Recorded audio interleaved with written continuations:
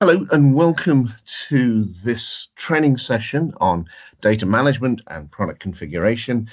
We're now part of the way through the whole cycle of training looking at the idea of data administration. This is the second of two lessons looking around the topic of product configuration and how that affects the user's experience of quotes and orders. We were looking at the last lesson at the user experience directly, and we'll be looking now in this lesson at the process by which we can start to change the settings to control the area around the product configuration involved in the creation of quotes and orders. So specifically in this lesson, this is all about the screens and the field options that you need to know about. To do this, I'm going to be mostly using the system administrator, so I need to switch over into Sage CRM, and here you can see that I'm just about to log on as admin. If I come into admin, I then need to open up, I've logged on as the system administrator. I need to go and call up the administration menu.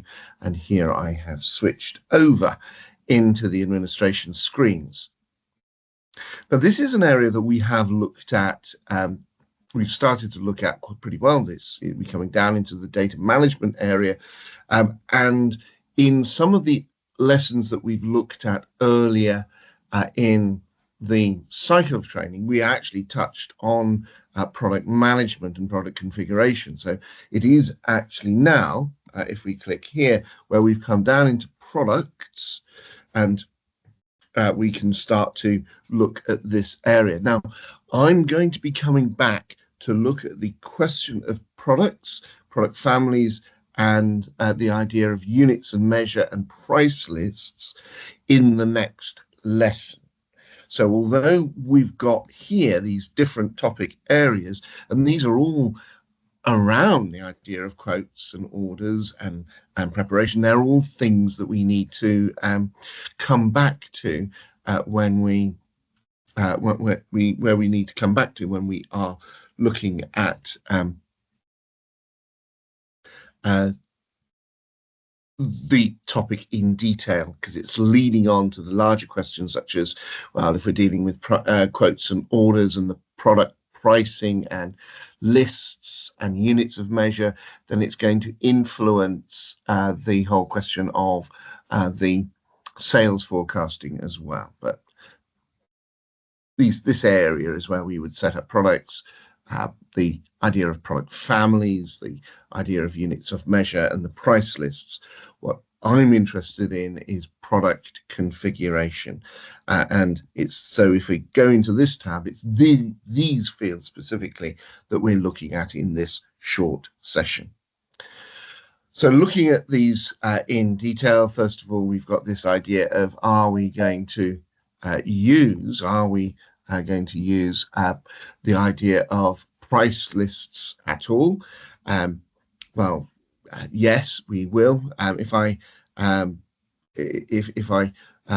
We'll come back to that in a second, but related to that is where we would control as well using units of measure and whether we're going to be using order level discounts. I'll come back to a little bit of these in a second, but if I switch over into editing this, so I've just clicked the change button. Do you notice how all of these fields, the use pricing lists, is actually read only? And this is quite important. If you were to go and look at the demo data of Sage CRM, CRM ships with demo data which assumes you're using price lists, so it's already switched on, and that means you can't actually change away from using price lists until all of the products are associated with those price lists have been removed from the system. So you are stuck with using price lists for until you have made a decision to install without the demo data and you're building everything from scratch. That's okay. It's all guided in there, but it is a more normal thing to be assumed that you're using price lists as well. So again, it's here you can change to use the units of measure and influence the usage. But the concept of price lists, if you like, is the big item, because that opens up the question about using all of these features, such as the idea of units of measure. Now, do you know where I've clicked on here and I'm looking at the automate opportunity creation? This is the setting that we experienced when we were working inside the system in the last lesson, because you'll notice that this is where I have actually created a quote directly, and it is automatically created the supporting opportunity. And this is because in a default system, it's the opportunity that has all of the idea of workflows surrounding it. This is the opportunity has the supporting infrastructure around the idea of forecast management. And so quotes are very opportunities are very important to the whole user experience. So although we're able to automate their creation, we need to have quotes inside the system. So here I've got my quote that has been automatically created. And I've also got the option as well at the level of product configuration to decide whether I'm working with discounting at the level of the order and quote itself. If I am using this, then within inside an order or a quote, you'll see that I can apply a discount, a discount at the level of the entire quote or order itself, rather than having to discount each line item. So I can apply as you can see here, either a percentage or a fixed value discount, whatever works for your customer environment. And you can see as well, while we're looking at the order I've got here, orders and quotes work with specific currency values. And if we go back into the administration screens, you can see that where we've got administration data management products, it's here at this point, we're making a decision what our price list should take into account. So it's at the level here that we determine whether or not we can sell in whatever currencies that you're using. For many customers, and probably the majority of our customers, selling in a single currency, whether that's euros, whether that's whether it's US dollars, or whether it is UK pounds, is going to be the reality. But if we are trading internationally, then that becomes an important thing to be able to do, to decide what are you working with in currency. We've got a specific lesson to look at the idea of pricing lists. So as we switch over and we look at this, the next idea is the quote format. Do you see the pattern that we've got there? So this is looking at quotes, and it says QT, and then it's got a couple of characters here, #O and #N. We've met this before. I explained about the idea of this is the formatting that is used for the creation of the references for both the quote and the order. So it works the same whether we're dealing with quotes or we're dealing with orders. If we zoom in on this, you can see what I was talking about, the idea of, on the left hand side, it's got quote format and then the order format there as well. But QT hyphen #0/#N, they are codes used in the formatting of these that correspond to different information that becomes intelligent for any of your users and customers to understand. So This becomes useful when you're looking at an audit trail for what has been quoted to what customer, who did what work, where is this in relationship with the date or the year, for example. So you can build quote information into the whole reference to produce a good set of interesting information just within the format of the quote itself.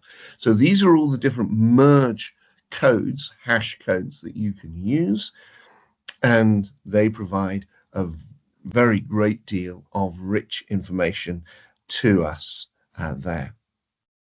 Now, if I step on to look at the next thing, which is to do with the quote formats that we can use when it comes to merge documents. Are we going to use those? Well, again, we've seen this in action when we've carried out merges in an earlier lesson this year. And here I'm looking at the documents associated with the order, or in this case, a quote that is the product of a merge. So our merge, if we zoom in on that, you can see it's following whatever the template name was, plus then it's using the pattern of our